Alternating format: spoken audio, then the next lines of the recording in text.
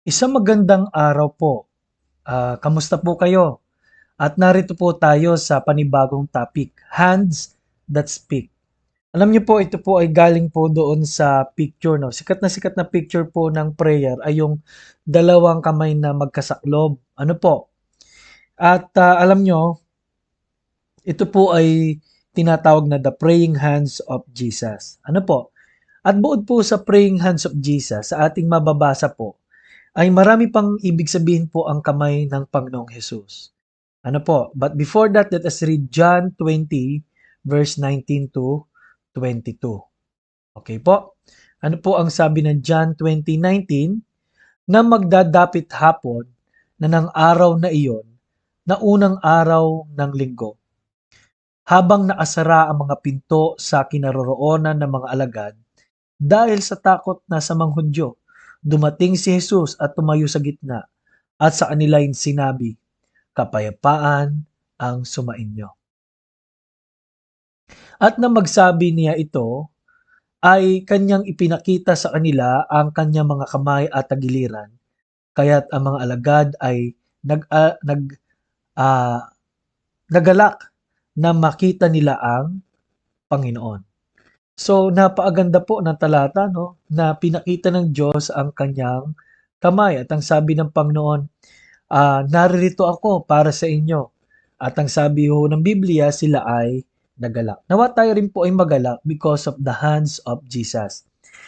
Number one, ito po ay isang kamay ng ah, pagsisipag at pagtatrabaho. Sa Mark chapter 6 verse 13, ang sabi po roon, o Mark chapter 6 verse 3, ano po? Si Jesus ay isang karpintero. Habang ang Panginoon po ay lumalaki at nagiging husto sa gulang, sabi po ng Bible, hanga na ang mga tao sa kanya dahil siya ay puno ng knowledge at puno ng wisdom mula sa Diyos. Ano po?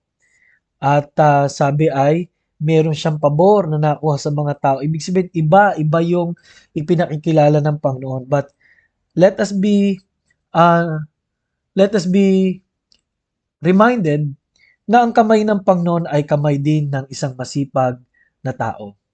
Kaya nawa lahat ng anak ng Diyos po ay talagang lahat ng hawakan natin ay pagpalain, mapaunlad at talagang mapagsikapan. Ano po? Nawa ngayong araw po na to, pagka meron tayong hinipo na gawain o trabaho ay maging blessing sa maraming tao. Pangalawa po ay servant hands. Alam niyo po sa panahong ito, hindi na uso yung word na servant, no, attitude. Kasi pag sinabing servant, ano yung papauto ako'y papaalipin. Pero ang Panginoong Hesus po ay sinabi ng Matthew 20:28, kahit ang anak ng tao ay naparito, hindi upang paglingkuran kundi maglingkod. Ano po? Siya po ay naghugas ng mga paa ng mga disipulo sa John 13 verse 4. Siya po ay nagpaababa katulad ng isang tao. Philippians 2:7.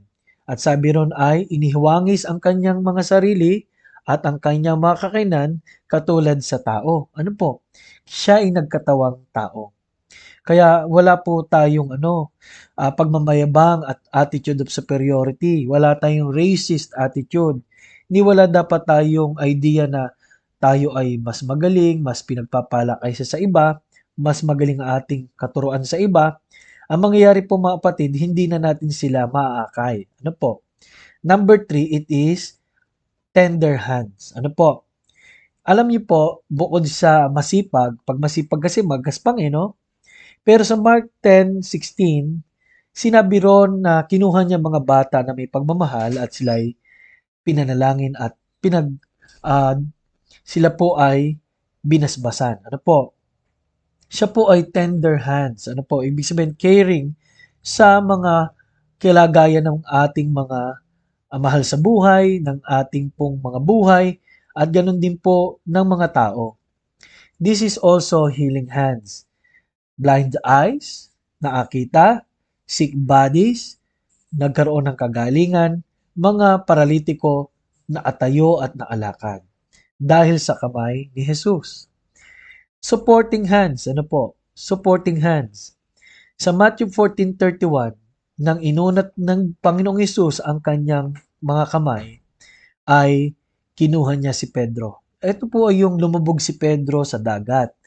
No, pagka tayo po ay lumulubog sa problema, ay hawak pa rin tayo ni Jesus. Hindi lang po supporting hands, wounded hands. Ano po? Dito po ipinako si Jesus para sa ating mga pagkaasala. 7. Speaking hands.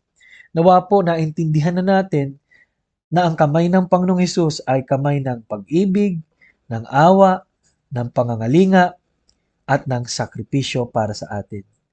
Kung si Pedro po ay kanyang inalalayan, ngayon po inaalalayan din tayo ng Panginoon. Nawa po ibigay na natin din ang ating pagtitiwala, ang ating kamay ay kinukuha ng Panginoon. At naway katulad ni Tomas at na mga kasama niya ay nakita natin ang kanyang sakripisyo, ang pako na nilagay sa kanyang kamay upang sa sino mang sumampalataya ay hindi mapahamak, magkaroon ng buhay na walang hanggan. Tinanggap mo na ba ang regalo ng Diyos sa iyong buhay? Kung hindi pa po, tanggapin mo sa pamagitan ng ganitong panalangin. Panginoon, ako po'y alalayan mo sa buhay na ito. Tinatanggap ko ang ibinibigay ng iyong kamay na regalo ng buhay na walang hanggan. Sumasampalataya ako sa pangako mo.